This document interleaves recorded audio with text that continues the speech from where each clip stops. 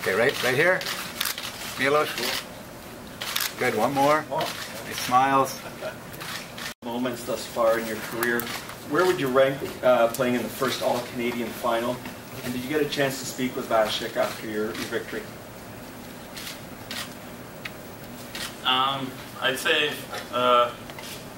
it's probably maybe I would say the second biggest thing for Canadian tennis. In that aspect, I think probably Wimbledon, the collection of everybody doing well was bigger.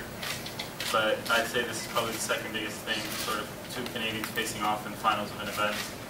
And also with the whole hype being built around this tournament as well.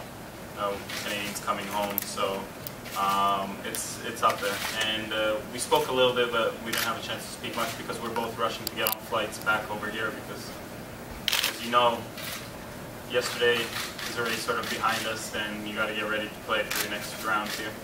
I had great chances in every game, and great chances that I had good looks at in all the games. So it's hard. I think when I'm playing that way, I can deal with whoever and in whichever situation.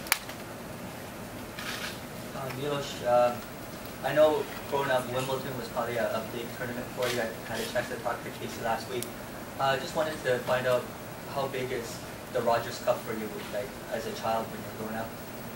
Yeah, it was the only tournament I ever went to as a spectator on the ATP tour. I never really traveled to any other ones unless it was for competition kind of purposes. So I remember when it was just down a few blocks away, down the street, they used to have like under 12 kids playing 10 minutes before the matches. I did that once. So those Rogers Cup memories back at that old venue were really big for me. And I always tried to find a way. Casey always wanted me training that week, but I'd always try to find a way to sneak away to the tournament. So it's definitely a big tournament for me and the only one I really ever. Not necessarily I'd look at myself in that perspective. I think more so the tendencies of my opponents, and then look at it that way. I think when it comes to me and what I need to do, I know myself, but more importantly, the coaches and team I have around me know me really well, and they can tell me things. But maybe if I didn't get to see somebody's match or see what was going on throughout, because we played at similar times, I would definitely use those kind of numbers to see what the tendencies are and what maybe habits might be displayed. But then again, they only have so much value because people could definitely change something around playing me as well. To tell you the truth, I'm only really at this point worried about Wednesday. I know that what I've learned over time, spending on tour, last week means nothing.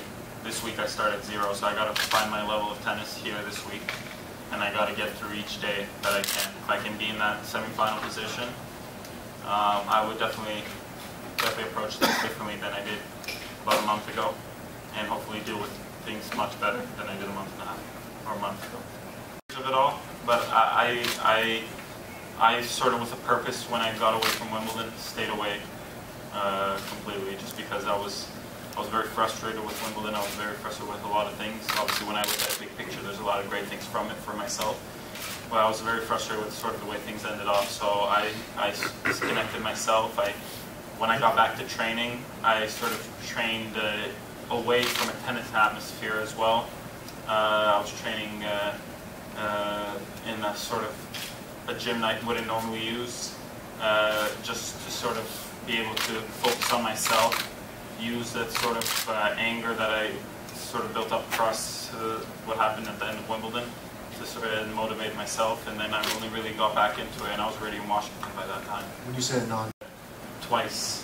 I came here to the Rexall Center. Milos, when casual fans think about you, I think they still associate you with the serve. Is that something that you think might start changing over time, and how has the serve even changed in the last year or so, or has it?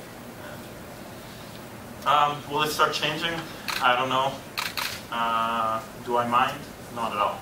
I think even when I face off against opponents, it's something that gives them discomfort, and if that's how people see it, I'm fine with that. My job is to to go out there and win matches, and that's what I take the most pride in, and I've been doing that consistently better and better this year. Has the serve improved, or It have has you improved. changed it at all? I haven't changed really much. I've put more focus on it, I would say. Just getting out there, hitting more serves. And I think my numbers on my serving have improved, and as well as the way I back up my serve, it's just been more difficult for my opponents. Have been received well. I think they have a good sense of comedy to them, and it's important to get kids involved in tennis. But I think just nowadays with technology being so consuming of people's times and of kids' times, and you see it all the time as you might be a parent, and the easiest way to keep your kid busy might be just put an iPad in their hand, and to get really kids involved and active is great. But if they can join tennis and really see the beauty of this sport and maybe want to pursue something more, or if they don't, that's completely fine. But just get the participation from kids.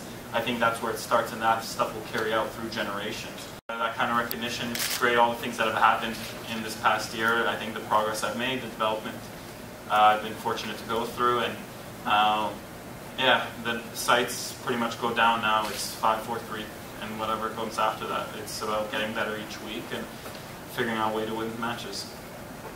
Milos, what are the one or two best matches you've played this year?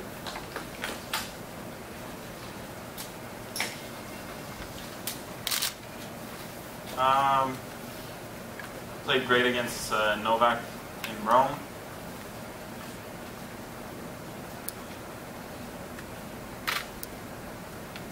And I'd probably say another very important one for myself. That's a good question. I'd probably say getting through that first match. I didn't play my best tennis, but getting through that first match mentally in Indian Wells after that injury was very key for me, and gave me a lot of answers that I was able to carry through for the rest of all the tournaments I've played. A lot of ways. It helped me out even in 2013. It helped me out when necessarily I wasn't playing my best. It helped me get a lot of confidence, a lot of matches, a lot of sort of behind me. And then later on, it's just helped me out and learn ways to win, especially with how few 3 out of 5 set matches we get, depending on how you do it slams. It definitely helps out learning how to play that way. And we have a great, even though the setup in Davis Cup is a little bit different with coaching on court, there necessarily isn't always too much involvement if you sort of understand and things go well, and you can always learn that and use that to get better in the way you deal with those kind of longer situations in Grand Slams.